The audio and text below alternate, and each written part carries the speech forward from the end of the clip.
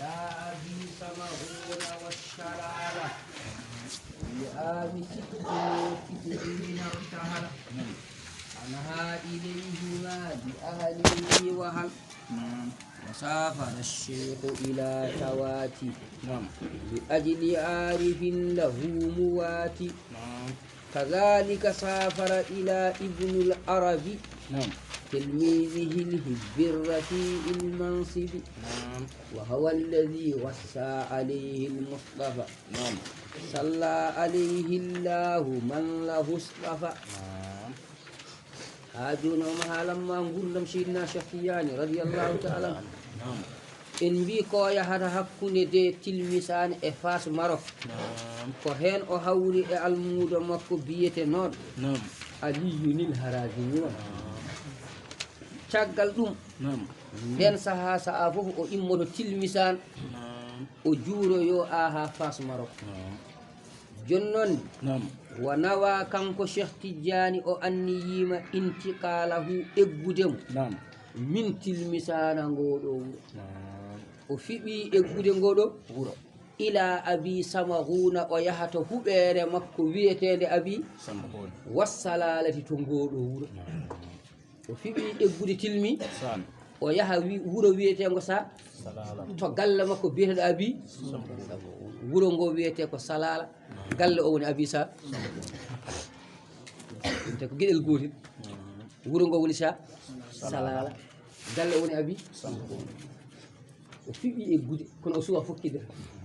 wa nawa Cheikh Tidiane fiɓi intiqalahu eggude min tilmisana immorade e ngoɗo wuro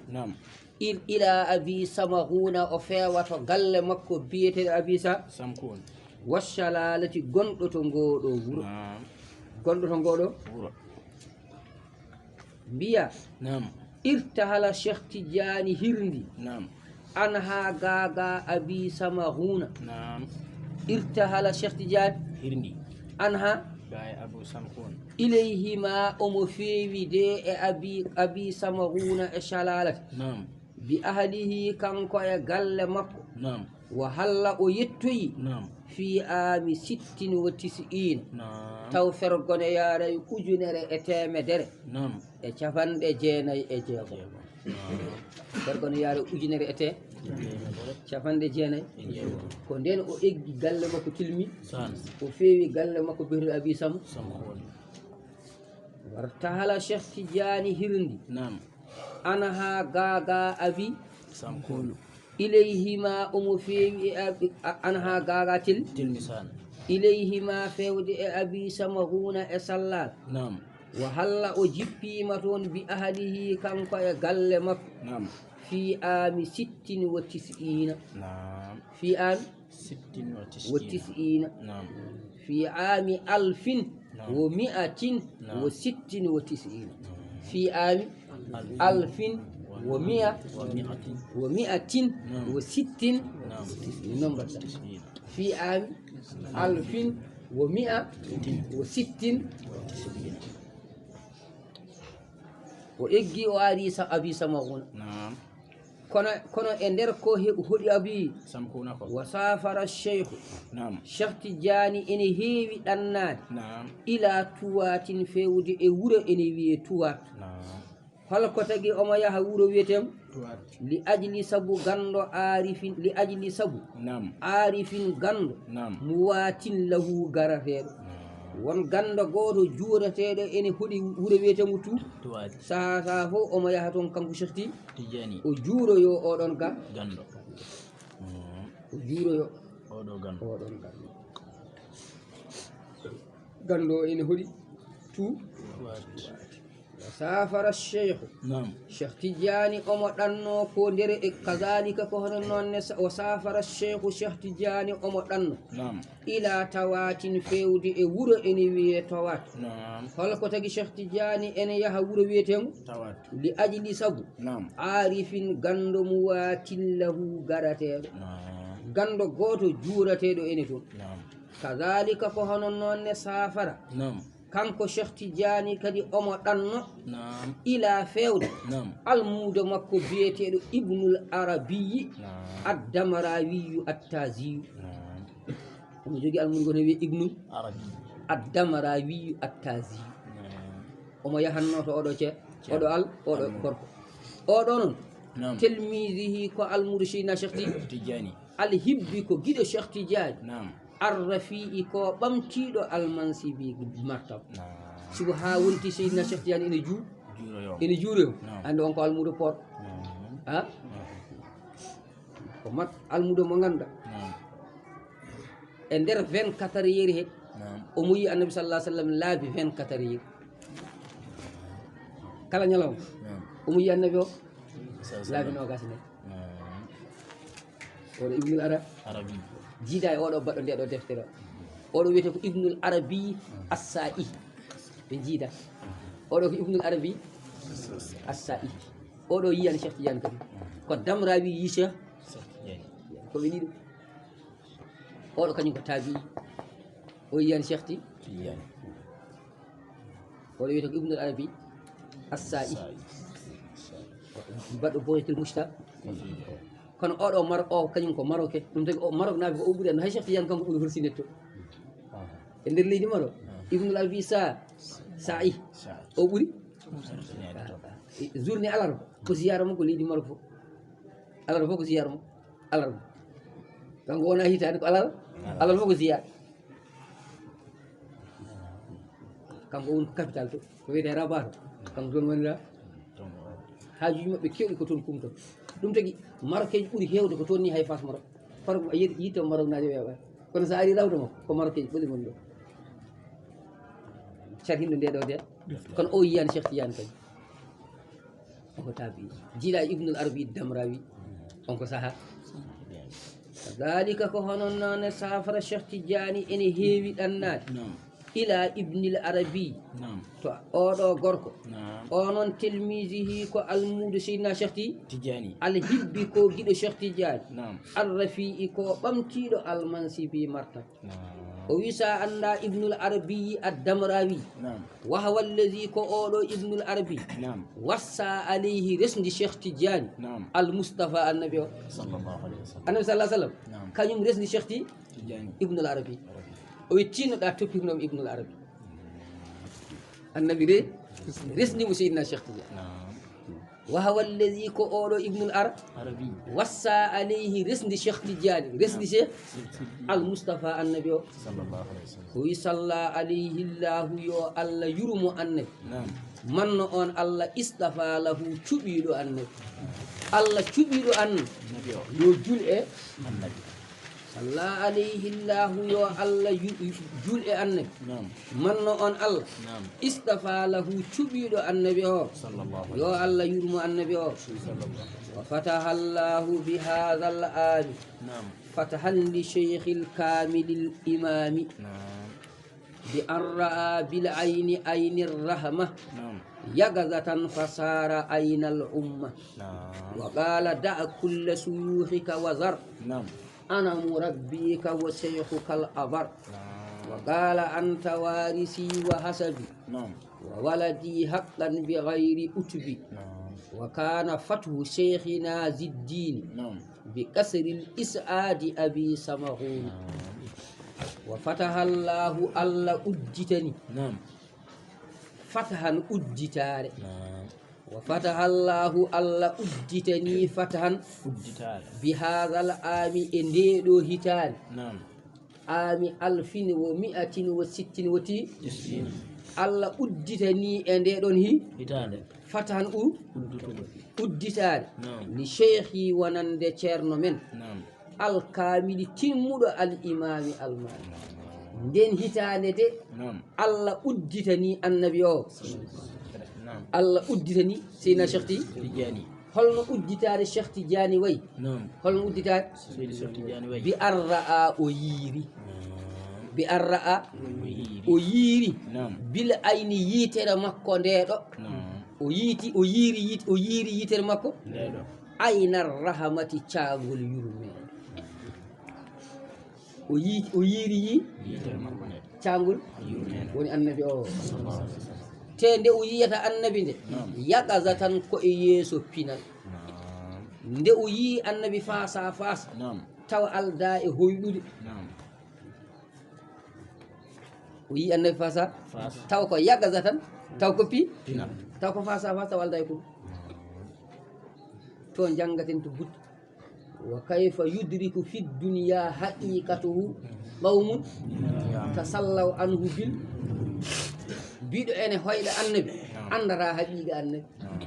andata haqiqa ko jiiɗo annabi fasa wa kayfa yudriku fi dunya haqiqatahu qawmun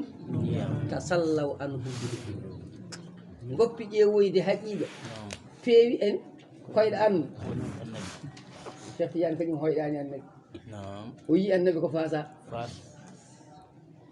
fataha llahu allah udditani bi hadha al ami ndeɗo hitande fatahan udditade li cheikhi wonande ceerno men alkamili timmuɗo al imami almami aɗanni holko woni fatu seydina Cheikh Tidiane wona mi dañi oto de layla wona mi waɗanama ziyara de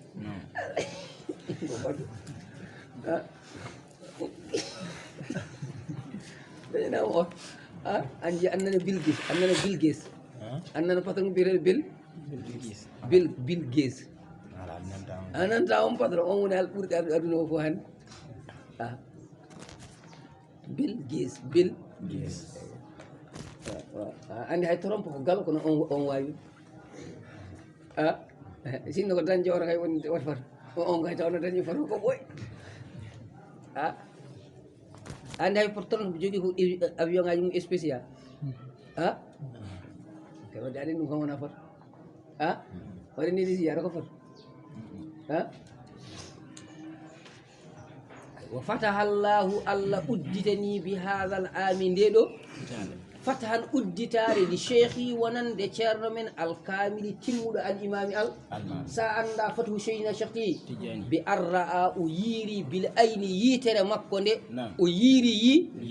aynar rahmati cagol yurmede woni annabi o allahumma salli wa sallim ala ayni rahmati rabbaniyati wona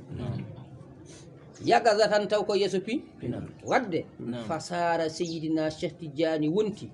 aynal ummati kanko woni kalifa leñol ngol aynal kanko woni kalifa leñol wadde o wonti ko kalifa dendagal leñol annabi o caggal sahaba kanko woni kalifa sibo o yi annabi sallallahu alaihi wasallam fasa wadde fasara o wonti aynal ummati kanko woni kalifa leñol nde o yindere annabi o wa qala annabi sallallahu alaihi wasallam wimo an Cheikh Tidiane da woppu wa zardal kulla suyuhika dendagal seremɓe ɓe joguino da woppu wa zardal kulla suyuhika dendagal sibu ana min oɗo annabi o ayno Allah waɗanno kam ni ko noon mbaɗantumami wona Allah waɗanino kam ha jimi ɗum fasa anne mi waɗanima jiya kam fasa wona Allah wino ko kañum nehi kam annene ko min nehanmo ay kala ko Allah waɗanno kam anne mami waɗani wona Allah waɗanino kam jimi ɗum fasa anne ma yiyam fasa wona Allah wino ko kañum ne anne ko min nehanmo ana no min mo rabbi ka ko min woni nehowoma wo cheikhu ka ko min woni ceerno ma al abarru ɗigguɗo wa qal annabi sallallahu alaihi wasallam wi seydina Cheikh Tidiane an tano an warisi ko an woni dontowo sirrujam wa hasabi ko an woni askam wa waladi ko an woni ɓiyam haqqanto gonga e gonga bi gayri utubin taw peloje ngalani ɗum tagi seydina Cheikh Tidiane hutoraki sarifagal mum so wonande annabi sallallahu alaihi wasallam haalnimo kaɗo omo andu noon ko sharif to banggue asu kono o jaɓani komo annabi wimo dani nde o jaɓi asko makko ko sharif wa kana laatima fathu udditare cheikhina ceerno min ziddini dewowo Allah wa kana laatima fathu wa kana la fathu mbiyata wa kana laatima fathu udditare cheikhina ceerno min ziddini dewowo Allah laatima fathu seydina Cheikh Tidiane bi kasri koto huɓere al isadi malal seydina Cheikh Tidiane dañi fathu koto huɓere malal sa anda ko wiyete huɓere abi sama hunde nde huɓere كوني كدو او يي النبي صلى الله عليه وسلم فاسا وكان لاتينو وفتو أدتار شيخنا تيرنو من الدين دوا والله نعم شيخ تجاني دني أدتار نعم بكسر الإساءة كن هبير ملل نعم سأندا تويته هبير ملل نعم أبي سمعونا كوني هبير دي النبي صلى الله عليه وسلم يندري شيخنا شيخ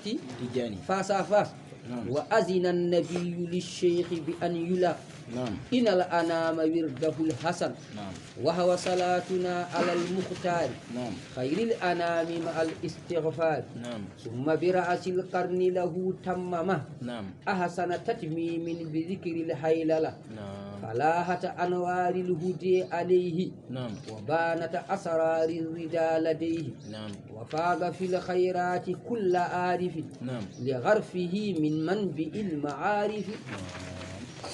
وأذن النبي نعم النبي صلى الله عليه وسلم ويميري للشيخ سيدنا شيخ تجاني نعم النبي يميري سيدنا شيخ تجاني بأن يلقين يولنجين على أنام ويندرن دي فوف نعم ورده ورد مكو على حسنا نغرفو نعم دي النبي صلى الله عليه وسلم حكم ورد أو هابري يميري مكد يو حكيري نعم وأذن النبي صلى الله عليه وسلم ويميري نعم للشيخ ورند سيدنا شيختي تجاني بأن يلقين يولنجين نعم على أنام ويندرن دي فوف كلا جول نعم gorko de suka e mom mawɗo bi an yulaqina yo longina ala anama windere nde fof wirdahu wirdu makko ala hasana ngarɗuɗo wahawa wirdu o noon ñande hen ko gueɗe ɗiɗi tan